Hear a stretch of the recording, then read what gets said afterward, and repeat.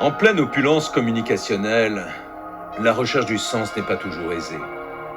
Elle semble parfois se noyer sous les flots d'une avalanche ininterrompue de contenus diversement heureux dont l'obsolescence est programmée. En va-t-il de notre meilleur engagement dans l'acte de communiquer et d'écouter? Nous sommes chez les Kogi, en Colombie, dans la Sierra Nevada de Santa Marta, au cœur du monde. Une population connue pour son relatif isolement.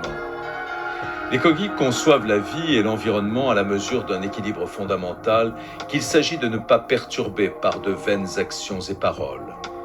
C'est pourquoi ils tiennent à distance la plupart des techniques et activités du monde moderne, soucieux de préserver ces équilibres sacrés. Les Kogi accordent une attention toute particulière aux processus parfois longs par lesquels sont prises les décisions. Décisions dans lesquelles les sages, nommés mamos, peuvent être impliqués, mais qui, plus usuellement, engagent chacune dans le respect que tous se doivent les uns aux autres.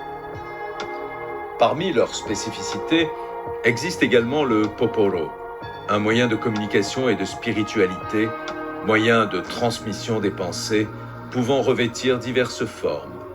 Il peut s'agir par exemple d'une calebasse remplie de chaux mélangée avec des feuilles de coca mâchées.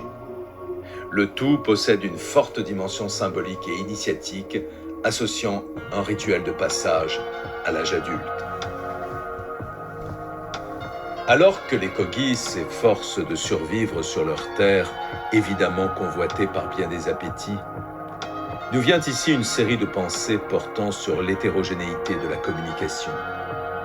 Ainsi que le poporo nous y invite, quels ont été au cours de l'histoire humaine les moyens de transmettre, communiquer, c'est-à-dire littéralement de mettre en commun? Nous voici aujourd'hui dans un monde et une ère que nous qualifions hâtivement de communicants. Le sont-ils vraiment? Quelle est la part réelle, profonde de la mise en commun? Tandis que nous confondons aisément informations de qualités diverses et communication, sommes-nous convaincus de la pérennité, entendons intellectuelle, éthique humaine, de ces myriades d'informations collectées, souvent à notre insu? Et s'il fallait établir ou rétablir le sens même de la communication et de tout ce qu'elle nous enseigne depuis ses plus lointaines formes, comment nous y prendrions-nous? Collectivement, individuellement.